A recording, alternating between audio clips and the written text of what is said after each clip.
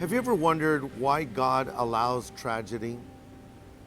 Maybe it's hit you, something's happened, a call from the doctor with bad news, the unexpected death of a loved one like we've experienced, just a personal struggle you're facing.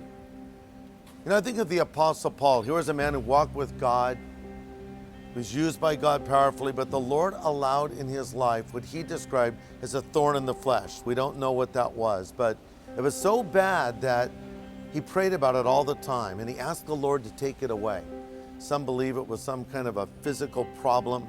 Of course, Paul was beaten a bunch of times. It could have been an injury that resulted from one of those things. But whatever it was something physical. It was hard. He asked God to take it away. And here's what God said to him. My grace is sufficient for you because my strength is made perfect in weakness. Then Paul went on to say, so I'll boast in my weakness that God's power may be put on display. And that's really true, because when you go through hardship, you're sometimes hoping that someone will have the right words to say to you to fix it. But here's what God effectively says. I will be with you. When Jesus said to Paul, my grace is sufficient for you, he was effectively saying, Paul, you need me. That's the answer. You need me. Let me put it another way. When you're in times of hardship, you cling to God more tightly than in other times, and you realize that the answer is God. A closer relationship with God, walking with God.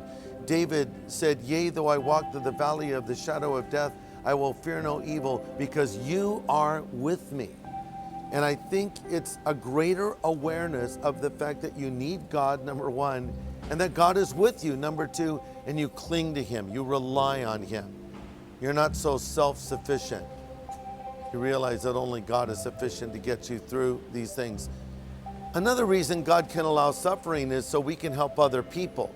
Paul wrote, we comfort with the comfort we've been comforted with. And when you've gone through something and come through the other side, you can go to someone who's going through it and bring great words of encouragement. In effect, you've been given the right to address the subject because you've survived it or you're surviving it. And I think God can really use you to help someone else so they don't lose hope and know that there's light at the end of the tunnel. Look, here's the thing.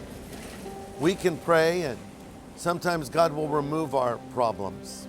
Sometimes he'll heal us of that infirmity, but sometimes our problems don't go away. But God is still with us.